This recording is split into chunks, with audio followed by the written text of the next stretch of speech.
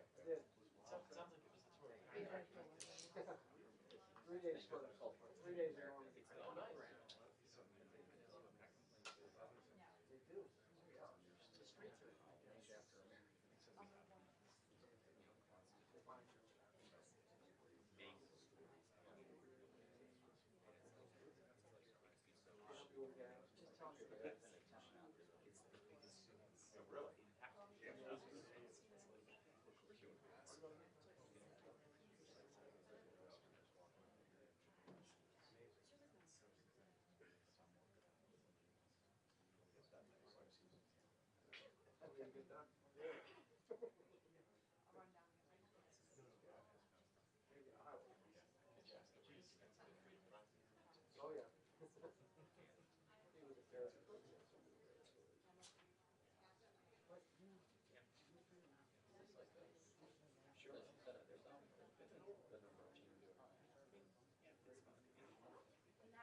Evan. Evan. You got the story up on this one? Huh? You have a story up on this one? On this? But not these, not all three.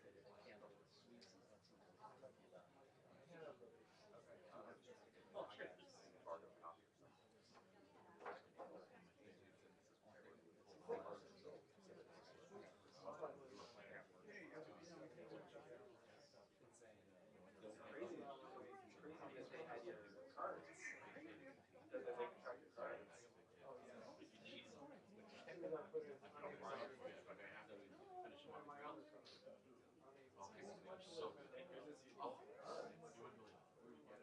Yeah, well, it's 145 now, they said. I was gonna say 156.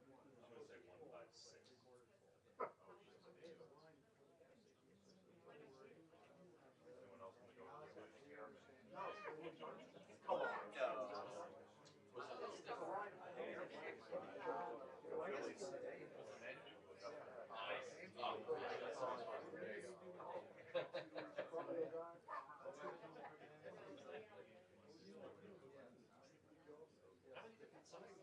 I was I'm 146. Very cool. I'm not I had a great time. Summer work. Summer work. What do you?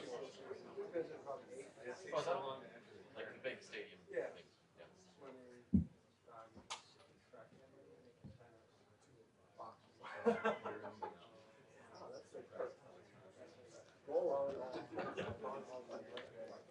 Is that right?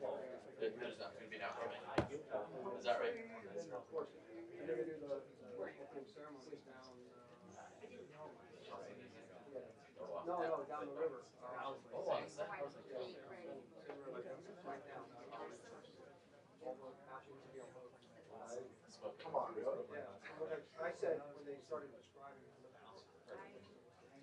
sounds like something like because they have drawings of people somersaulting off the bridges and picturing the flights going here and there. yes. On the first time, and then they'll land down by the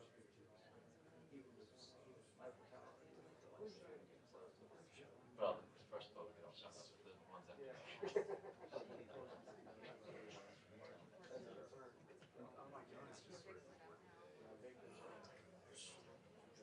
Huh? Storms the beach.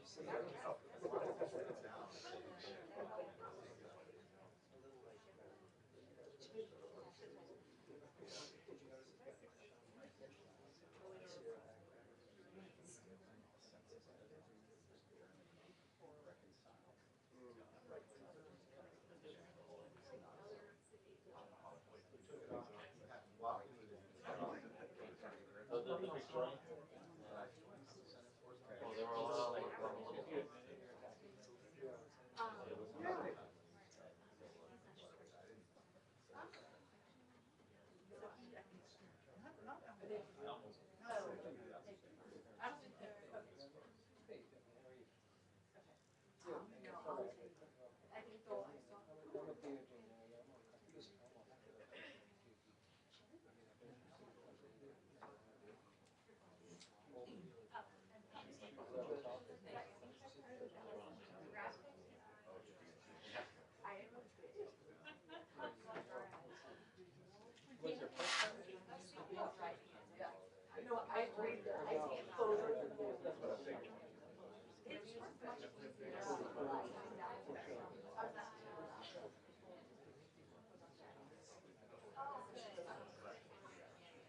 I'll make sure that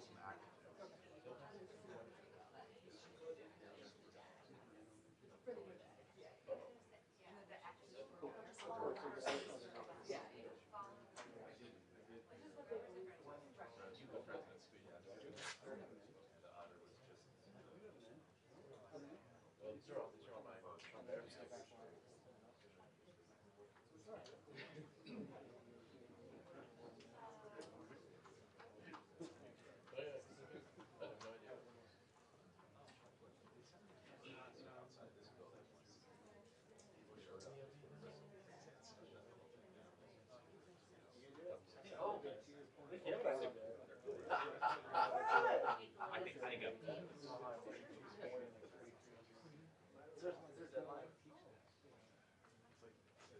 Ken went 205. He went right for it. Apparently, Kansas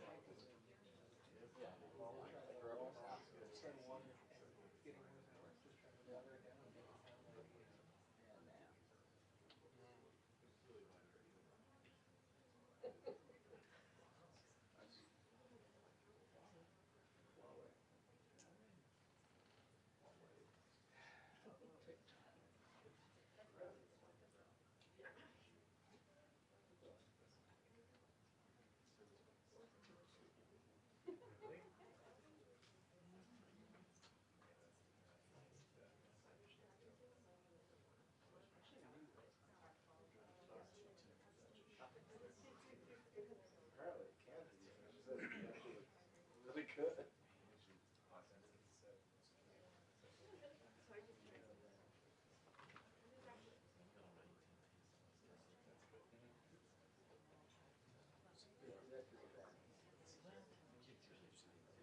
Yeah.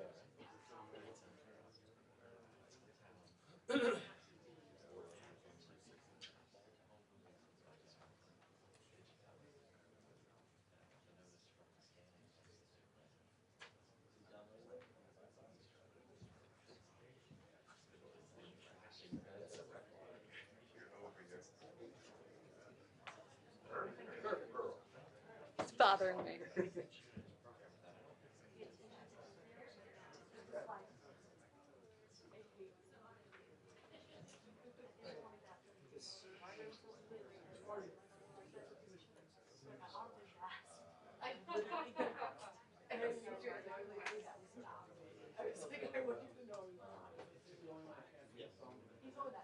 They typically do, but they have not. And then they did,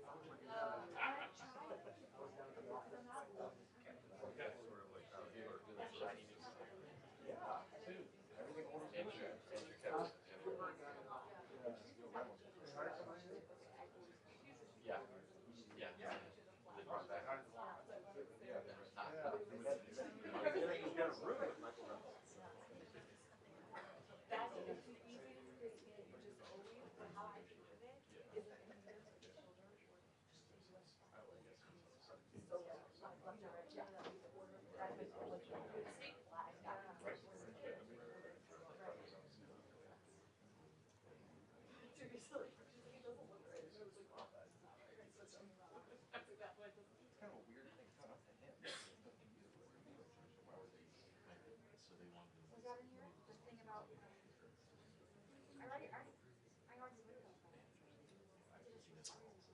I already wrote about that.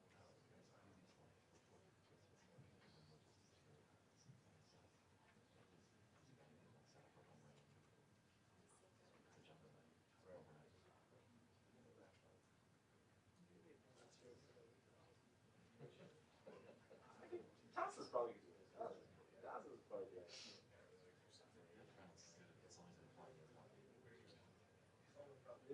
So yeah, it was building a dump. Just how the arrow actually saying. That's unconfirmed at this time. Okay. You got an on the record quote, kind of sort of. I would tell those mics are hot.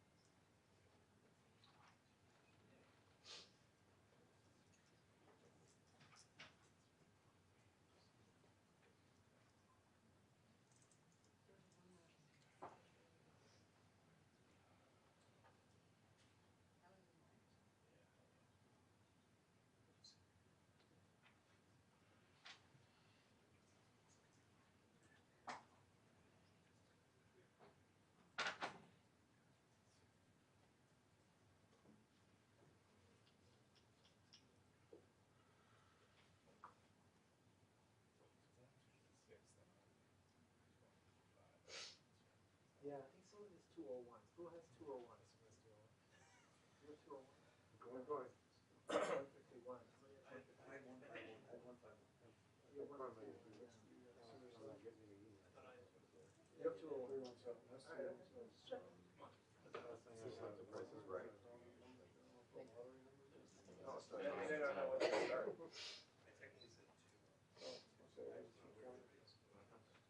You were occupied by the field matter.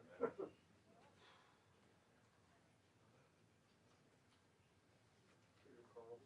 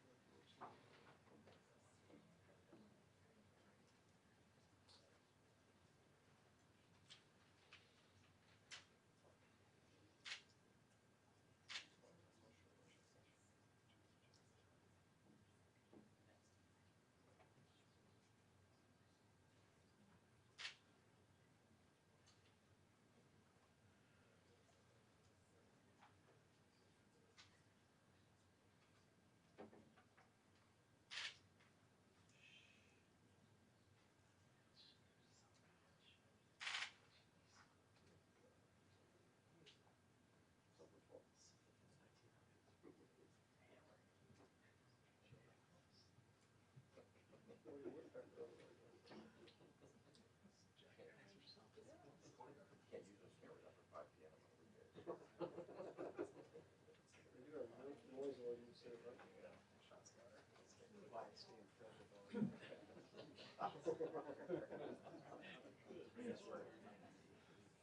No.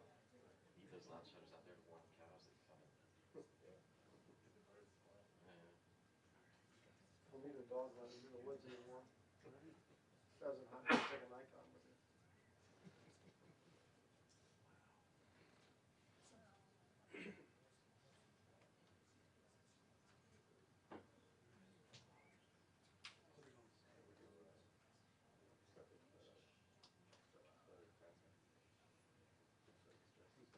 One frame every 10 seconds.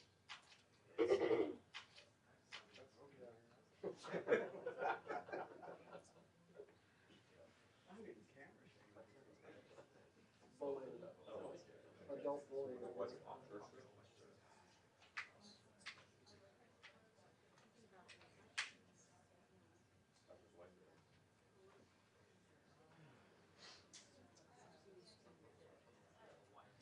With the elections.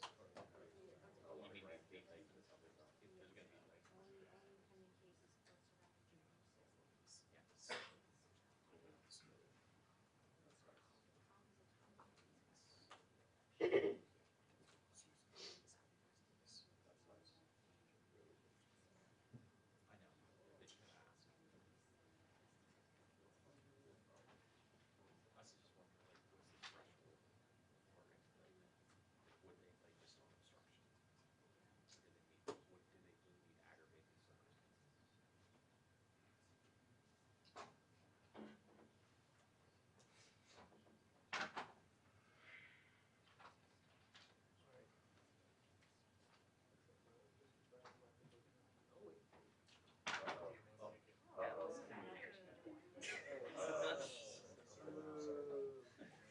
Saw someone high up walk out.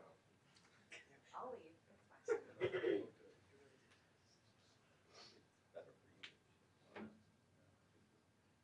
You need the chicken one. Yeah, You're not getting it. I need it to happen now. Yep. It's like Ryan's next, Ryan's up next. The same thing, yeah. Cat is actually pretty good too.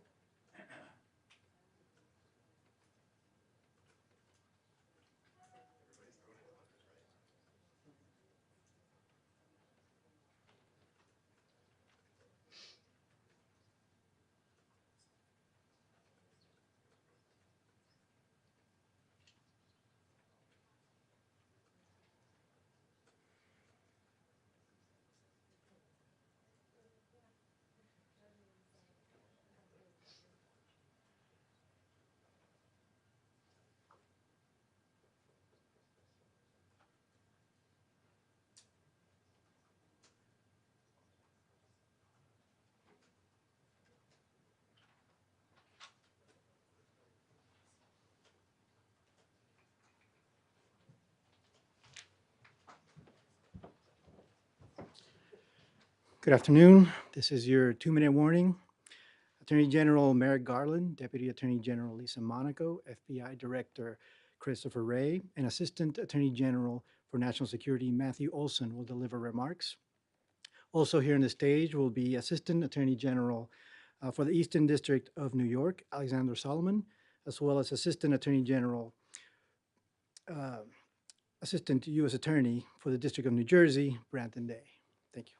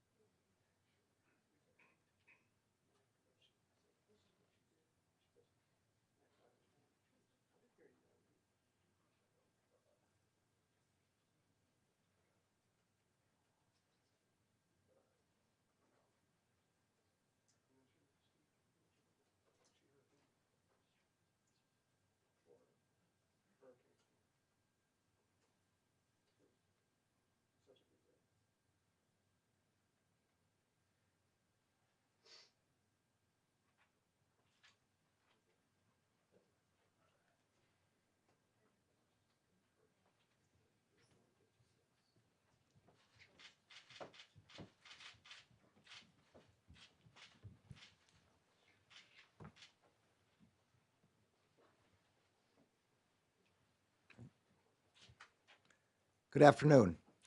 I'm joined today by Deputy Attorney General Monaco, FBI Director Wray, and Assistant Attorney General Olson. Also here are Assistant United States Attorneys from the Eastern District of New York and the District of New Jersey. Over the past week, the Justice Department has taken several actions to disrupt criminal activity by individuals working on behalf of the government of the People's Republic of China. As always, the defendants in these cases are presumed innocent until proven guilty in a court of law. Earlier today, in the Eastern District of New York, a complaint was unsealed charging 2 PRC intelligence officers with attempting to obstruct, influence, and impede a criminal prosecution of a PRC-based telecommunications company. The complaint alleges that in 2019, the defendants directed an employee at a U.S. government law enforcement agency to steal confidential information about the United States criminal prosecution of the company. The defendants believed that they had recruited the U.S. employee as an asset, but in fact, the individual they recruited was actually a double agent working on behalf of the FBI. As the complaint alleges, the defendants paid a bribe to the double agent to obtain non-public information, including files from the U.S. Attorney's Office in the Eastern District. They did so in the hope of obtaining the prosecution strategy memo, confidential information regarding witnesses, trial evidence, and potential new charges to be brought against the company. The double agent provided the defendants with documents that appeared to present some of the information they sought. In fact, the documents were prepared by the U.S. government for the purpose of this investigation and did not reveal actual meetings, communications, or strategies. This was an egregious attempt by PRC intelligence officers to shield a PRC-based company from accountability and to undermine the integrity of our judicial system. Also earlier today, in the District of New Jersey, an indictment was unsealed charging 4 individuals, including 3 PRC intelligence officers, with conspiring to act in the United States as illegal agents on behalf of a foreign government. The indictment alleges that between 2008 and 2018, the defendants used the cover of a purported Chinese academic institute to target, co-opt, and direct individuals in the United States to further the PRC's intelligence mission. Those directives included attempts to procure technology and equipment from the United States and to have it shipped to China. They also included attempts to stop protected First Amendment activities, protests here in the United States, which would have been embarrassing to the Chinese government.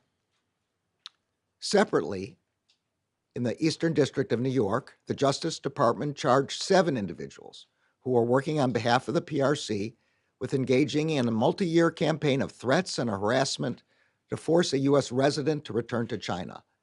Last Thursday, we arrested 2 of those defendants. Those activities were part of the PRC's global extra-legal effort known as Operation Fox Hunt. Its purpose is to locate and bring back to China alleged fugitives who have fled to foreign countries, including the United States. The PRC has a history of targeting political dissidents and critics of the government who have sought relief and refuge in other countries. The indictment alleges that the defendants, working at the direction of the government of the PRC, engaged in a campaign of harassment, threats, surveillance, and intimidation aimed at coercing the victim to return to China. We also allege that the defendants threatened and harassed the victim's family members, both in the U.S. and in China.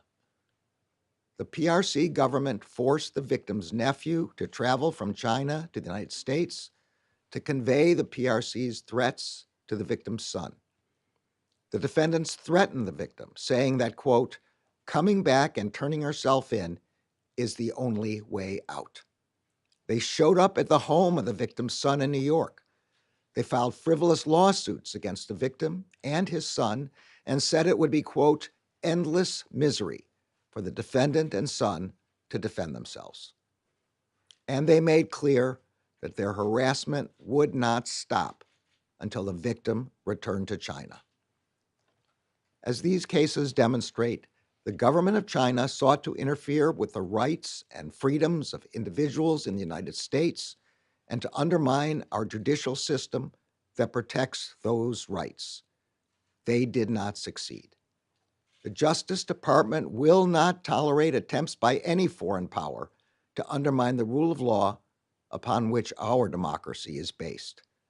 We will continue to fiercely protect the rights guaranteed to everyone in our country, and we will defend the integrity of our institutions.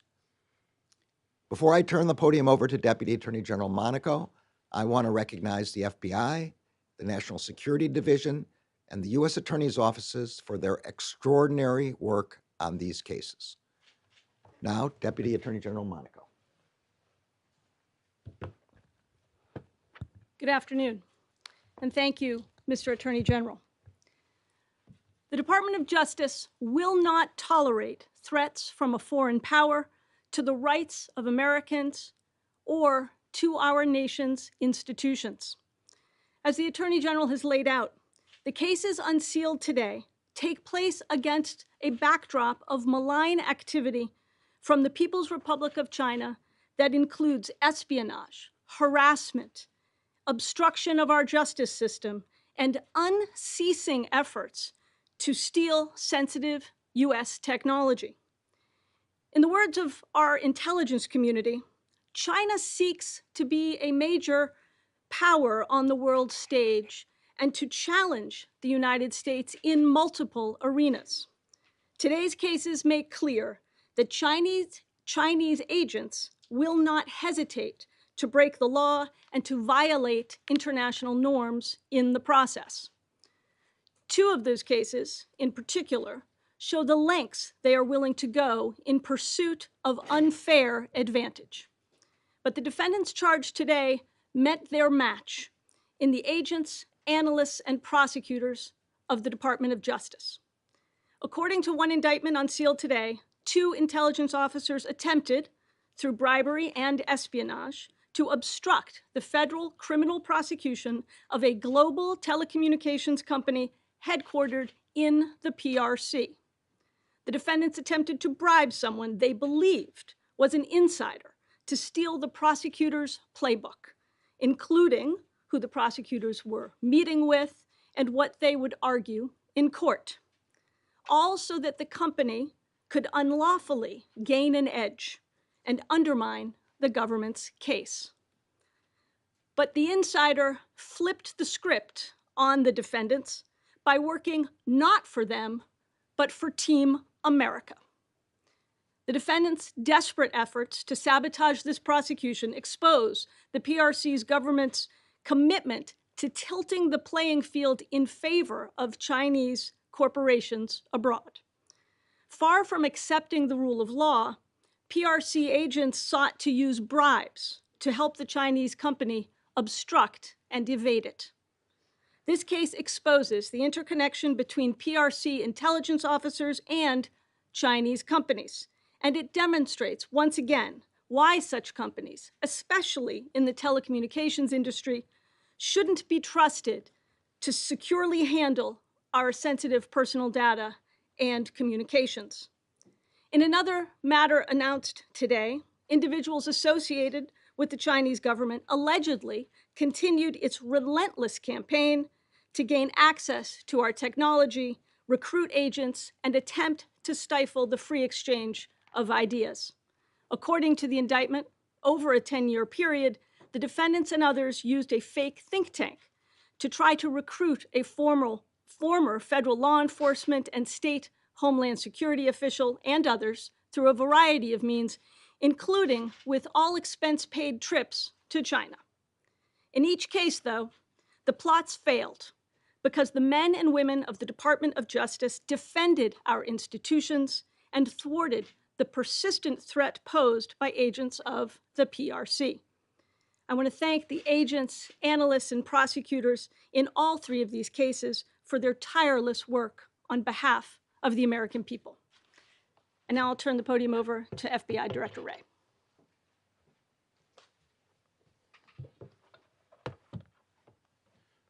Well, thank you.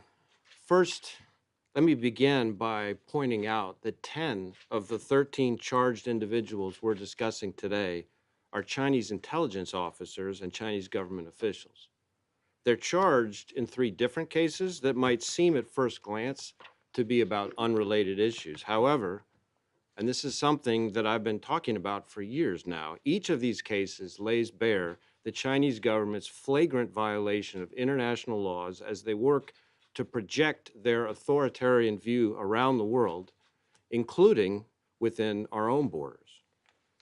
In all 3 of these cases, and frankly in thousands of others, we've found the Chinese government threatening established democratic norms and the rule of law as they work to undermine U.S. economic security and fundamental human rights, including those of Americans. We also see a coordinated effort across the Chinese government to lie, cheat, and steal their way into unfairly dominating entire technology sectors, putting competing U.S. companies out of business. As I've pointed out before, their economic assault and their rights violations are part of the same problem. They both flout the rule of law.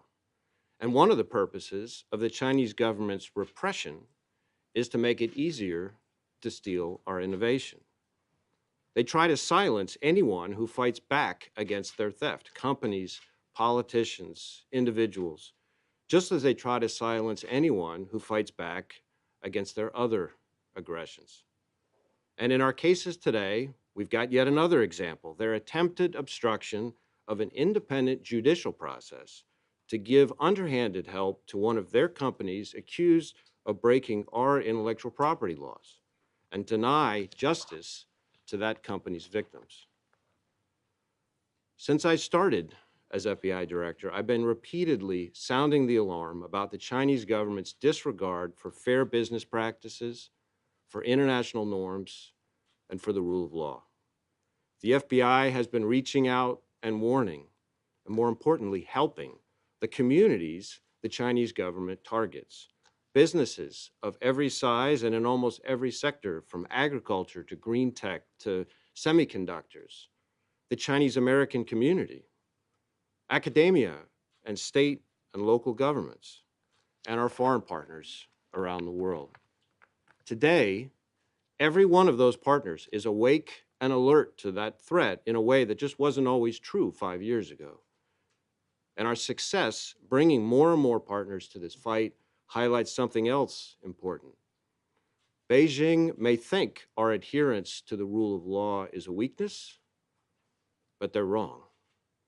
We're disrupting Chinese government criminality and aggression not just while adhering to our values, but by adhering to our values.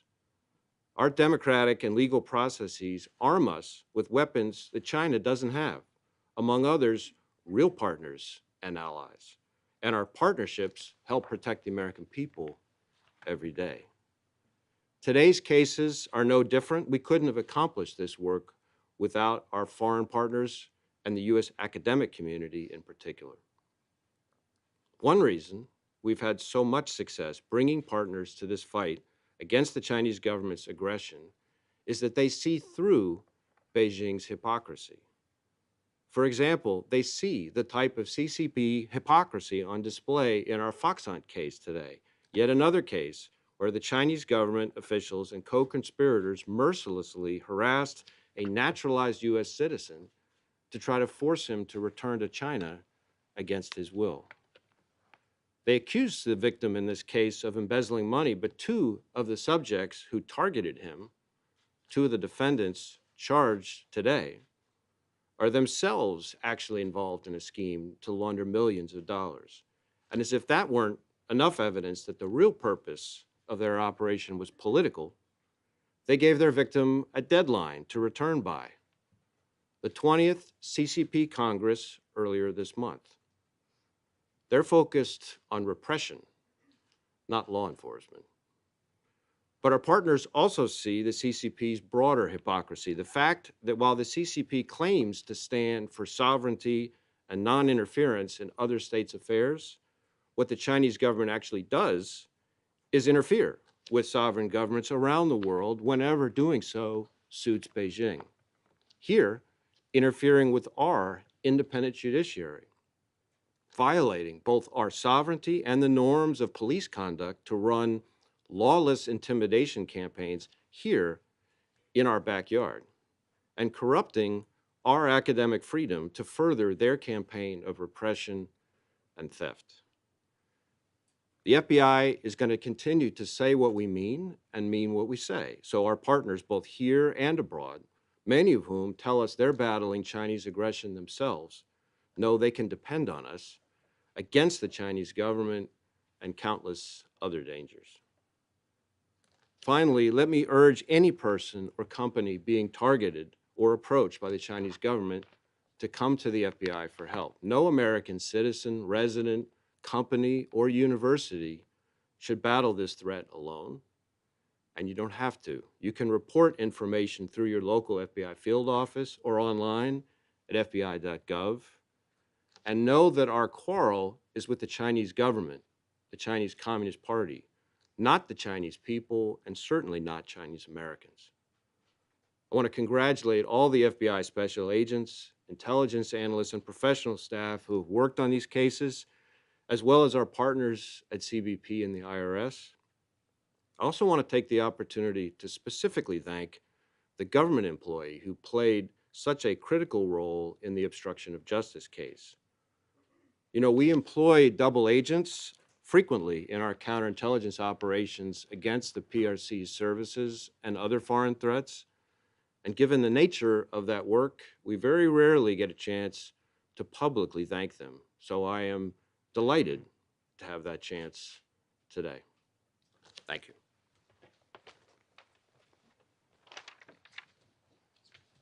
Good afternoon. These three cases highlight once again the threat that individuals acting at the direction of the PRC government pose to our institutions and to the rights of people inside the United States. These operations include the harassment and attempted repatriation by force of individuals living in the United States, the effort to corrupt our judicial system, and the attempt to recruit agents for the PRC under the cover of a phony academic organization. We will not tolerate these actions. The National Security Division, which I am privileged to lead, was created to take on our most significant national security threats. These cases reflect the breadth and the persistence of hostile nation-state activity. These actions threaten our sovereignty and they threaten the rule of law, and countering these threats is a cornerstone of the mission of the National Security Division. Our success in disrupting these threats depends on our strong partnerships with the U.S. Attorney's offices, with the FBI, and with the U.S. intelligence community. So I want to take this opportunity to recognize the exemplary work of the U.S. Attorney's offices that made these cases possible. First, the U.S. Attorney's Office for the Eastern District of New York, that's led by Breon Peace, and I want to thank Assistant U.S. Attorney Alex Solomon, who is with me here on stage, AUSA's Meredith Arfa and Antoinette Rangel, as well as National Security Division Trial Attorney Scott Claffey. I also want to recognize Philip Sellinger, the U.S. Attorney for the District of New Jersey. We are grateful for the work of Assistant U.S. Attorneys Brendan Day, who is also here, and Joyce Malliette. Along with the FBI and the National Security Division, these offices and the attorneys in these offices are on the front lines every day, working to defend our national security and to deliver justice on behalf of the American people. Thank you.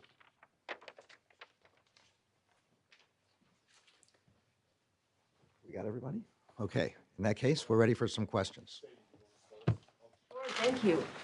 I was hoping one of you, maybe the FBI director, could talk a little bit about the timing of this announcement coming at the end of the party Congress and the beginning of Xi's third term, and what kind of a signal it is intended to send to China at this delicate political time. And then, Attorney General, I have a question for you as well about another large company. Okay, all right. Make sure you come back to me, please. So we bring cases when they're ready, and that's probably the simplest answer and most straightforward answer to that. As far as what signal they send, if the Chinese government, the Chinese Communist Party, continues to violate our laws, they're going to keep encountering the FBI. All right, I'm back. With regard to another large company, a judge on Friday said that the families who were victims of the Boeing 737 MAX crash have standing to challenge the settlement in that case as crime victims. And I just am wondering if DOJ leadership is worried about the Boeing settlement, that it could be vacated now because prosecutors seemingly violated the crime victims' rights. So it's a matter, obviously, from the question, part of ongoing litigation, so I'm just not going to be able to answer it. First question for the FBI director, and then I have one for the Attorney General. Director Wray, given the brazen nature of these allegations, I was wondering if you could give us an update on the level of activity you see from the PRC in terms of the number of open cases that you have at any given moment, and what this says about the potential for the midterms in terms of Chinese manipulation and or the Russians as well. Well, as far as the brazenness of the Chinese government's threat, these cases, I think, are part and parcel of a broader effort that we're seeing and have seen for some time. I think I recently commented that when I last looked, we were opening a new China counterintelligence investigation about every 12 hours. And it's about a 1,300% increase from several years ago. As far as the election itself, the threat of any nation state to our election system, to influence, to interfere, is something that we have to all remain vigilant about. In many ways, malign foreign influence, whether it's from the Chinese government, the Russian government, or other governments, is not just an election cycle issue, but a 365-day-a-year problem. And that's why we created the Foreign Influence Task Force several years ago, and that's why we work so closely with our partners in the intelligence community, with the Department of Homeland Security, and in particular with state and local election officials, which of course, as you know, is where the responsibility for, the primary responsibility for the integrity of our election systems lies. General Garland, given the nature of the Mar-a-Lago investigation, I was wondering, Can you guarantee to the American public when the investigation is complete, that there will be transparency so the country writ large will know whether there were criminal offenses that took place or not? Look, this is an ongoing investigation, so I'm really not able to comment on it. We speak through our filings and through the cases we bring. That's the only way we speak. I have a question about this particular case. It's for anyone. I assume, first of all, that these two individuals in the first case and the EY case are not in custody. Is there any prospect of getting them into custody? And then, secondly, is there any sort of suggestion that Huawei was connected in any way to these two individuals in terms of inducing their behavior or being aware of their behavior? I'm going to give Mr. Solomon a chance to answer these questions. We're not going to comment on the identity of the company involved in the first charging instrument. And we are always interested in apprehending individuals who violate our laws and who are named in charging instruments. But even without naming the company, is there any allegation that they were aware or participants or cognizant of this? There's an allegation that one of the officers in the complaint refers to directions from the company to arrange a meeting, which the officer refuses.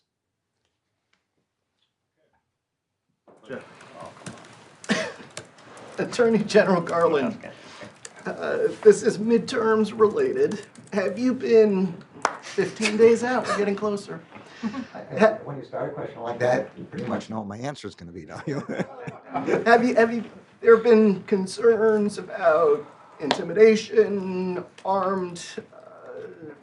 people armed at polling places in Arizona, problems in Houston, Harris County, asking for DOJ's help. Are you concerned about what you're seeing this far out, and will the Department of Justice get involved? The Justice Department has an obligation to to guarantee a free and fair vote by everyone who's qualified to vote, and will not permit voters to be intimidated. Quick side question, if I could ask, was it a mistake to get rid of the China initiative? So I think as these cases make quite clear, we are unrelenting in our efforts to prevent the government of China from economic espionage, from operating in the United States as foreign agents, from trying to affect our rule of law, our judicial system, from trying to target and recruit Americans to help them. I'm going to let Mr. Olson say more about the China initiative, but I think this case should be very clear that we have not in any way changed our focus on those kind of behaviors by China. So as the Attorney General said, we have stayed very focused on the threat that the PRC poses to our values, to our institutions.